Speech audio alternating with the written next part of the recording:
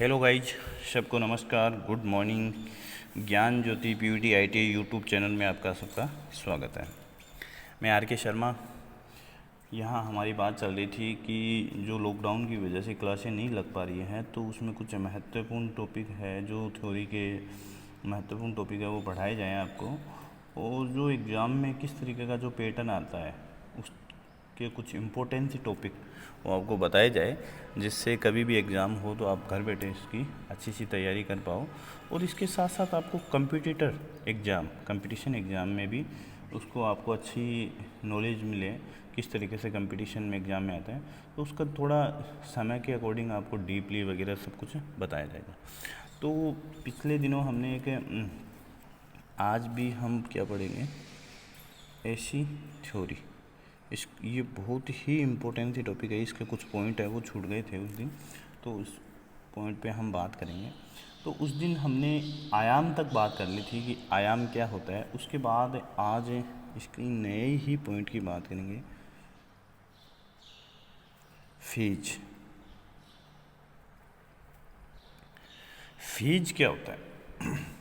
अगर हम फेज की बात करें, उस दिन हमने इस पॉइंट पे पूरी की पूरी बात की थी।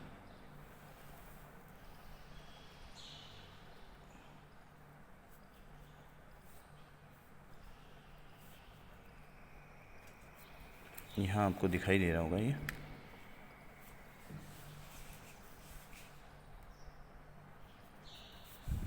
इस पे हम आज बात करेंगे कि फेज क्या है। तो उस दिन मैंने आपको बताया था कि एसी है, उसको जिसकी मान व दिशा परिवर्तित होती रहती है उसे एसी कहते हैं, और इसकी खोज माइकल फेराडे नामक वैज्ञानिक ने की थी। तो आज हम बात करेंगे कि इसमें क्या फेज क्या होता है। फेज होता है प्रत्यावर्ती धारा और वोल्टता को किसी भी क्षण मान व दिशा फेज कहलाती है। मान व दिशा फेज कहलाती है। अगर मैं इसको लिखूं यहाँ आपको वैसे बताऊं, तो किसी प्रत्यावर्ती का मतलब एसी धारा, प्रत्यावर्ती धारा व वोल्टता,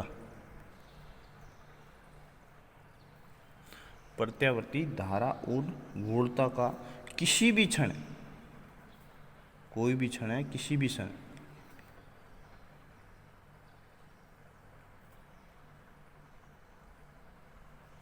मान व दिशा, वैल्यू और डायरेक्शन फेज कहलाती है।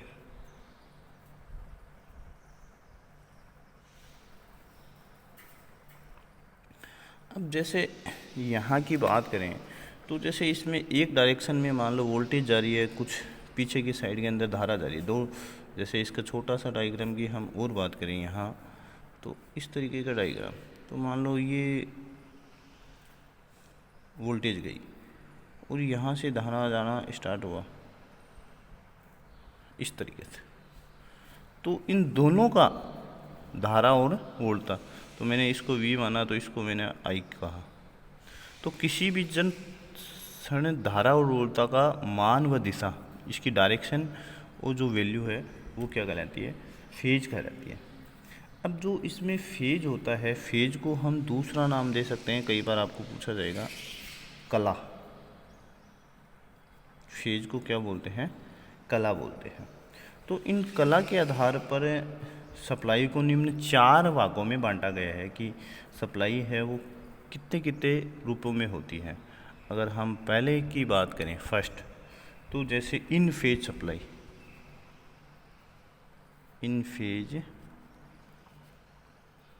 सप्लाई, अभी तो आपको दिखाई दे रहा होगा लिखा हुआ सब।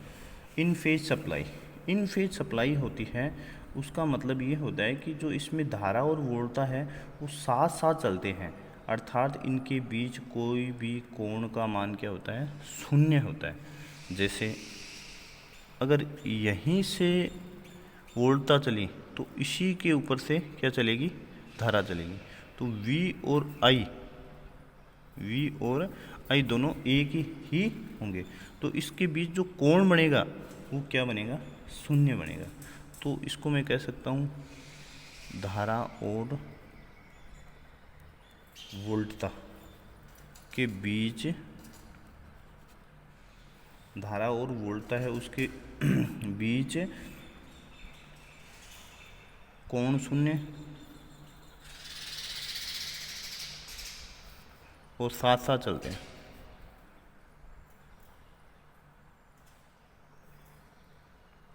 साथ साथ चलेंगे तो इसमें कोण बनेगा ही नहीं। अगर हम इसके बाद बात करें out phase, out of phase,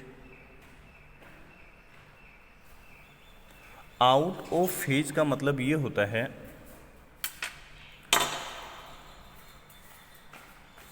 out of phase का मतलब ये होता है कि इसमें कि जो वोल्टता और धारा के बीच है वो कुछ अंशों का अंतर होता है। कैसे देखो, ये जैसे इस तरीके से हुआ और यहाँ से ये हुआ, यहाँ से हुआ, तो इसका मतलब ये हुआ कि जो धारा है और वोल्टता, धारा और जो वोल्टता है उसके बीच कुछ अंशों का अंतर आ गया।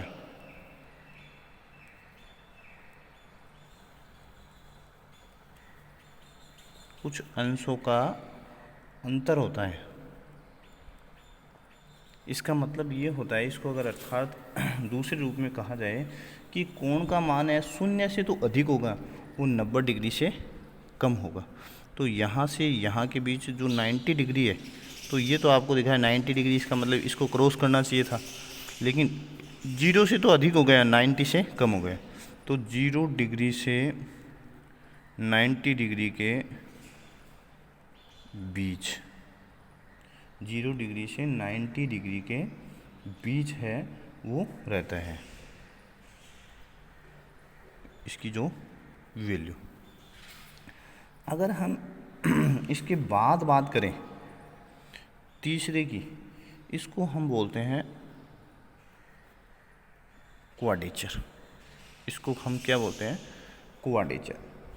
जो क्वाड्रेचर सप्लाई होती है वो होती है कि इसमें कोण कितना बनता है? 90 डिग्री का। अगर ये क्वेश्चन आ जाए कि क्वाड्रेचर में कितने डिग्री का कोण बनता है, तो 90 डिग्री। 90 डिग्री का कोण कब बनता है? तो क्वाड्रेचर में। समझ में आया आपको? फिर अगर चौथी बात की जाए तो एंटी फेज। एंटी फेज का मतलब है इसमें 180 डिग्री का कोण बनता है।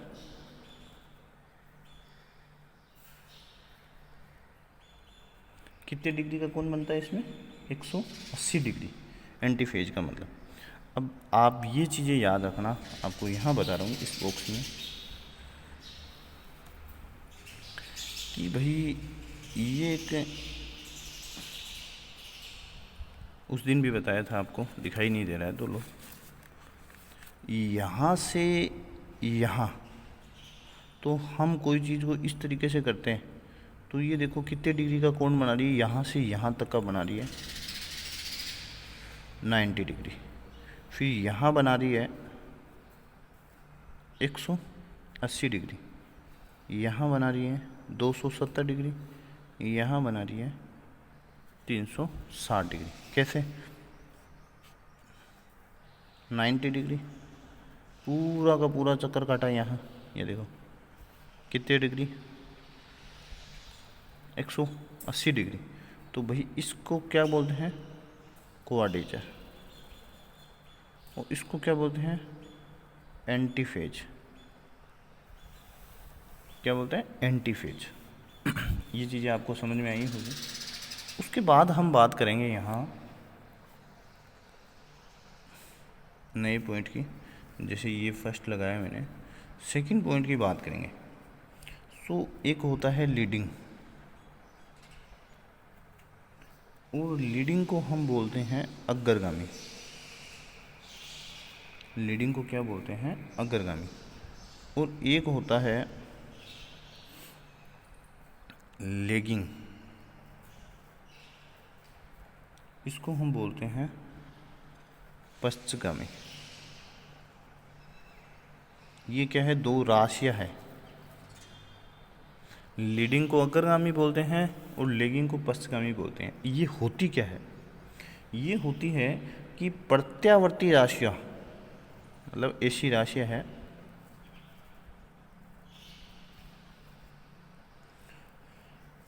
ये प्रत्यावर्ती राशियों में जो पहले शिखर मान पे पहुंचे,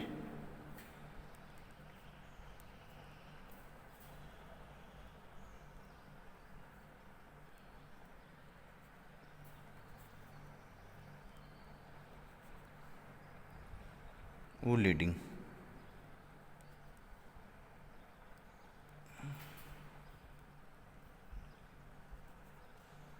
कहलाती है। अब इसको आप डेफिनेशन अच्छे से समझाऊंगा। वो बाद में पहुंचे वो लेगिंग। अब जैसे यहाँ मैंने एक डायग्राम बनाया, इस डायग्राम पे मान लो कि ये वोल्टेज है और ये धारा है। अब भाई ये देखो, ये पहले पहुंच रही है, अगर ये तो दोनों बराबर पहुंच रही है, सॉरी, अगर मैं इसको इस तरीके से बनाऊँ यहाँ कि ये पहले पहुंची, ठीक है, और इसको मैंने बनाया कि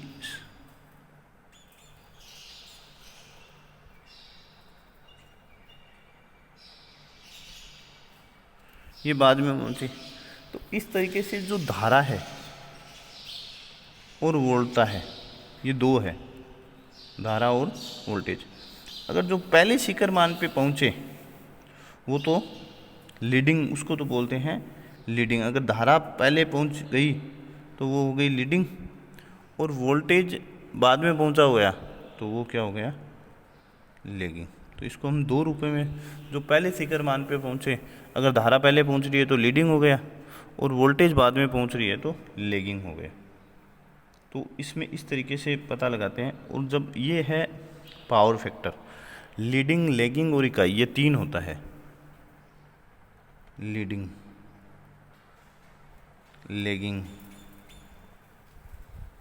और इकाई।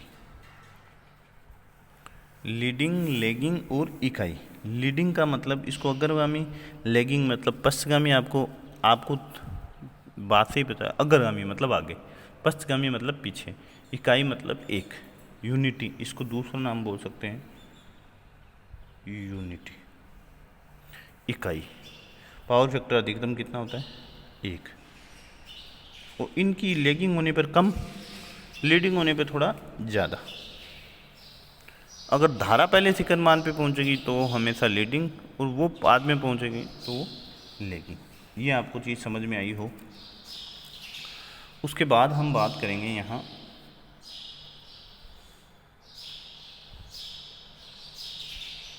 जो विद्युत धारा का वेग है,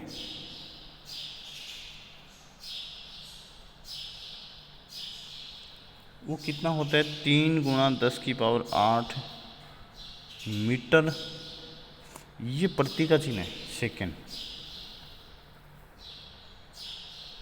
मीटर प्रति सेकेंड। तो हम इसको सूत्र से लिखें तो इस तरीके से लिख सकते हैं, V बराबर F लेम्डा, F लेम्डा। तो अगर हम बात करें, V तो है वेग, मीटर प्रति सेकंड में, और F है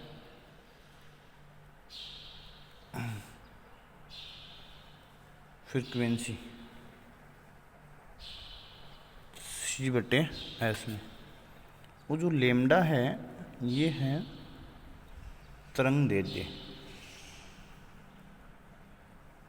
ये हमेशा आता है मीटर में। तो जो विद्युत धारा का वेग, प्रकाश का वेग बोले तो एक ही होता है, ये पूछा जा सकता है, 3 × 10⁸ मीटर प्रति सेकेंड।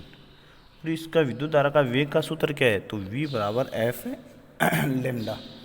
तो लेमडा यहाँ तरंग दैर्ध्य है। अब आपको पता होना चाहिए भाई तरंग दैर्ध्य होता क्या है। ये तो पता है आपको वेग है, ये पता है आपको फ्रिक्वेंसी है। फ्रिक्वेंसी तो मैंने आपको बता दी c/s, 1 सेकंड में काटे गए चक्रों की संख्या है, तो वो तो फ्रिक्वेंसी कहलाती है। वेग इसकी स्पीड हो गई कितनी है, जब भी तो इसकी वैल्यू आई है, देखो 3 × 10⁻। अब भाई लेमडा क्या है, यहाँ अपने को लेमडा समझना है। तो लेमडा को मैंने क्या बताया आपको, तरंग दैर्ध्य, तरंग दैर्ध्य। अब तरंग दैर्ध्य को परिभाषा के रूप में समझाऊं तो एक चक्कर में तरंग द्वारा, एक चक्कर में तरंग द्वारा तय दूरी, एक चक्कर में तरंग द्वारा तय दूरी अर्थात एक चक्कर में तरंग की लंबाई, इसको कह सकता हूं, अर्थात एक चक्कर में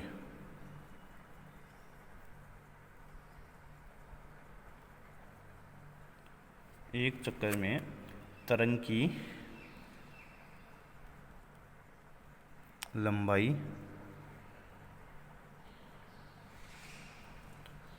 तरंग दैर्ध्य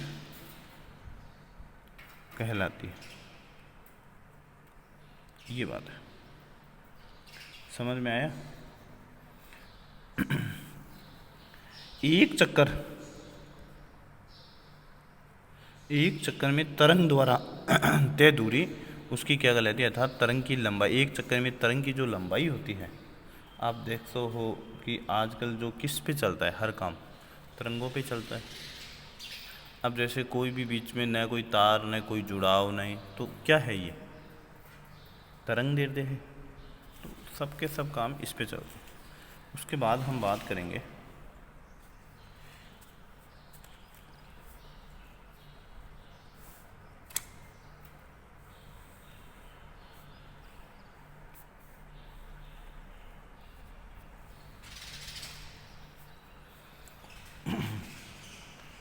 परिमाण क्या होता है।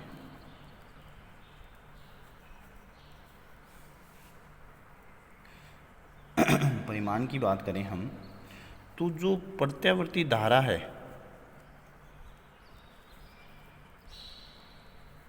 जो प्रत्यावर्ती धारा या वोल्टता है,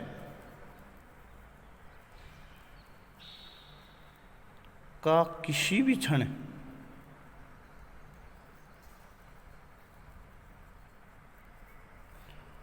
अक्ष पर मान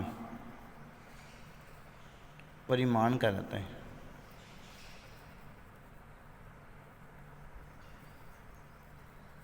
किसी भी क्षण क्या कहलाता है, परिमाण कहलाता है। जो प्रत्यावर्ती धारा और वोल्टता है, धारा ऐसी में जो धारा है वोल्टता है, जो किसी भी क्षण अगर अक्ष पे उसका वैल्यू है, वो उसका परिमाण कहलाती है। आगे हम इसकी बात करें, जैसे कि अगर समय अक्ष पर धारा वोल्टता का मान 0 रहता है। अब जैसे मैंने आपको यहाँ एक डायग्राम बना के दिखा रहा हूँ,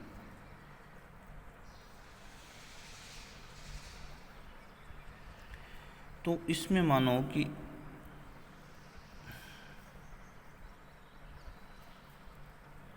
इसको जैसे हम बोलते हैं पीक, इसको क्या बोलते हैं, पीक वैल्यू। एक होती है आरएमएस और यहाँ एक होती है एवरेज, औसत।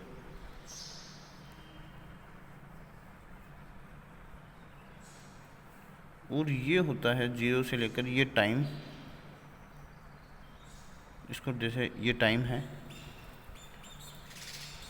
तो अब इसकी वैल्यू जो फिक्स रहती है, पीक 0, 1.0 मतलब 1, ये पॉजिटिव हिस्सा होता है हमेशा और ये नेगेटिव। वो जो RMS वैल्यू है 0.707 ये फिक्स है, औसत वैल्यू फिक्स है 0.637 ये आएगी। फिर हम बात करेंगे कि जो समय अक्ष पे अगर मान लो यहाँ 0 है कि अक्ष पे पूरा इस पे लिया गया जो वैल्यू है समय अक्ष पे उसका क्या कहलाता है, ये परिमाण कहलाता है। उसके बाद अगर हम बात करें कि समय अक्ष पर धारा और वोल्टता का मान क्या रहता है, शून्य रहता है। अगर बात करें कि मूल बिंदु यदि सभी मान शून्य रहते हैं तो प्रत्यावर्ती जो वक्र है उसमें अक्ष समय को y अक्ष के परिमाण से प्रदर्शित करते हैं। ये थोड़ी चीज़ें बारीकी की हो जाती है। उसके बाद बात करेंगे हम औसत मान,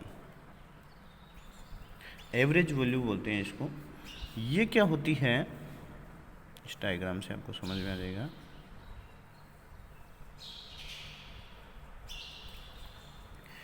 कि प्रत्यावर्ती धारा और वोल्टता द्वारा एक अर्धचक्र के तात्कालिक मानों का औसत, तात्कालिक मानों का औसत उनका औसत मान कहलाता है। ये देखो, ये मैं अपन ने यहीं बात कर ली थी, इसको हम बोलते हैं पीक वैल्यू। वो तात्कालिक मान है किसी भी क्षण लिया गया मान।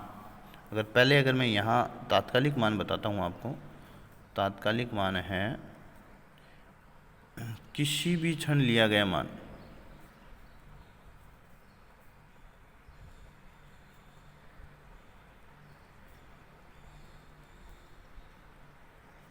किसी भी क्षण लिया गया मान है वो उसका क्या कहलाता है, तात्कालिक। अब हम बात करें कि जो मैंने आपको इसकी परिभाषा क्या बताई, एक अर्धचक्र में, अर्धचक्र हो गया ये आधा हिस्सा, एक अर्धचक्र के तात्कालिक मानों का औसत।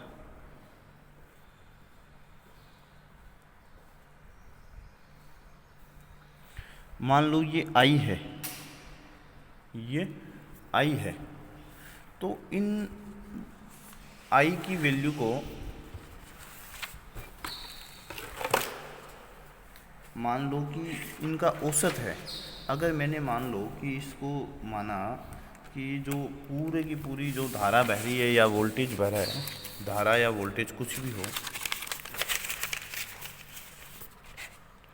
तो जैसे यहाँ बह रही है तो मैंने इनका सभी का क्या कर दिया, औसत कर दिया। कोई भी औसत निकालते हैं तो इनको जोड़ के जितने का क्या कर देते हैं, भाग दे देते हैं। जैसे मैंने इसको इस तरीके से लिख सकता हूँ, I1 I2 I3 I4 इस तरीके से, और यहाँ क्या जाएगा IN। कितने जोड़े अर्धचक्र में, तो इनका औसत क्या कहलाता है, औसत वैल्यू कहलाती है। ये फिक्स होता है 0.637। उसके बाद बात आएगी RMS। RMS इसको बोल सकते हैं रूट मीन स्क्वायर। एक तो इसको बोल सकते हैं हम रूट मीन स्क्वायर, इसको हम बोल सकते हैं रूट मीन स्क्वायर। वर्ग माध्य मूल मान, इसको हम बोल सकते हैं प्रभावी मान। देखो बहुत सारे नाम होंगे इसका, रूट मीन स्क्वायर 1, वर्ग माध्य मूल मान 2, प्रभावी मान 3, इफेक्टिव वैल्यू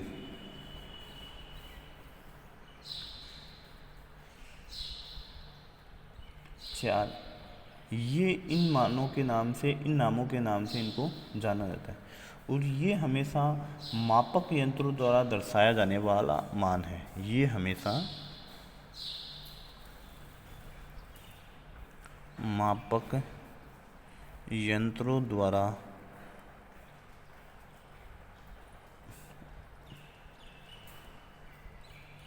दर्शाया जाने वाला मान है। अब भाई ये होता क्या है, इसको तो हमने अलग अलग नामों से ही पहचाना है कि भैया इसको इस नाम से जानते हैं। अब इसको अगर हम डिनोट करें कि किससे, इसको तो डिनोट करते हैं इस वैल्यू से। अब भाई इसको निकाला कैसे जाए, तो अगर हम दूसरी भाषा में इसको कहें कि आरएमएस मान एसी का वह मान है, एसी का वह मान है जो दिए गए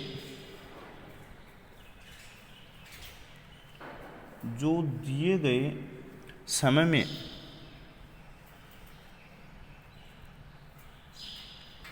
उतनी ही ऊष्मा या कार्य, दिए गए समय में उतनी ही ऊष्मा या कार्य करता है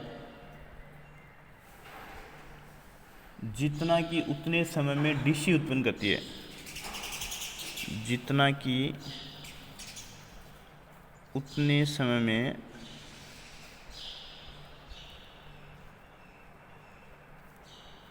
डीसी उत्पन्न करती है। आया समझ में? अब इसको निकालते कैसे हैं वो भी बताता हूँ आपको।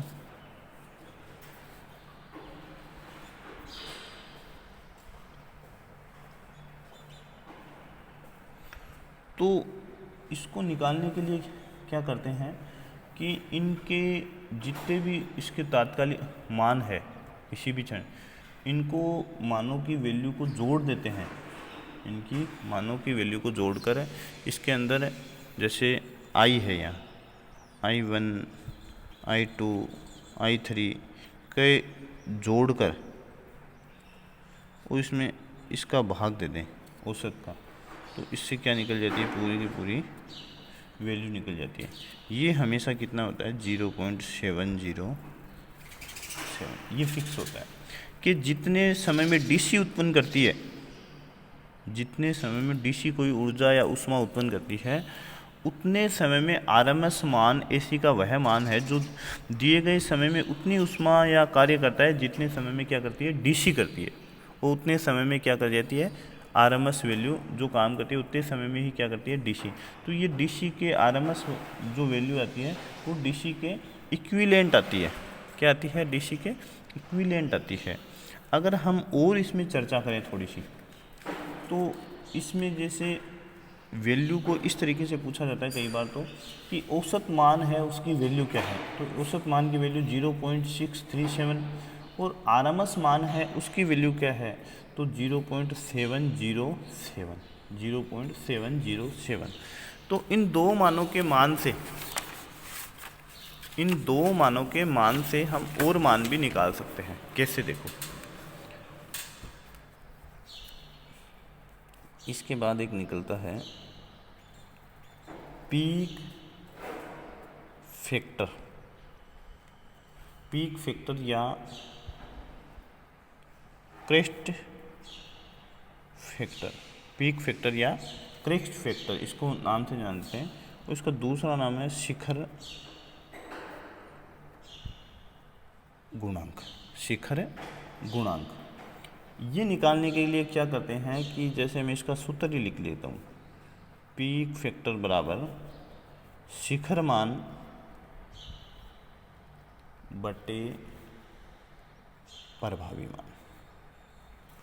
भाई मैंने आपको बताया था पीक वैल्यू कितनी होती है, एक में जब 0.707 का भाग जाता है तो होता है 1.414। उसके बाद हम बात करें फोरम फैक्टर की, उसके बाद हम अगर बात करें फोरम फैक्टर की, तो फोरम फैक्टर क्या कहता है, प्रभावी मान और औसत मान का अनुपात।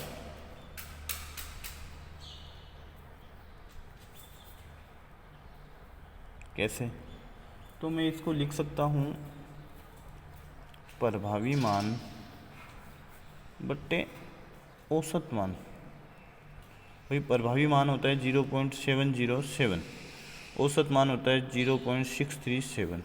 तो जब हम इसका डिवाइडेशन करते हैं तो आता है 1.11।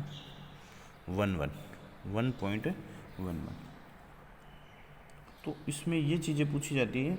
उसके बाद भी इसके कुछ बहुत महत्वपूर्ण चीज़ें रह गई है, वो पार्ट 2 के अंदर आपको समझाई जाएगी, पार्ट 3 या 4 में समझाएगी, क्योंकि ऐसी सर्किट है, वो बड़ा चैप्टर है। तो इसके कुछ महत्वपूर्ण चीज़ें बहुत आती है और इसके क्वेश्चन है वो भी सॉल्व करेंगे हम आगे नेक्स्ट वीडियो में। तो सभी का धन्यवाद। ज्ञान ज्योति यूट्यूब चैनल को सब्सक्राइब करें, शेयर करें, लाइक करें। आप सभी का धन्यवाद और घर पे रहे, सुरक्षित रहें।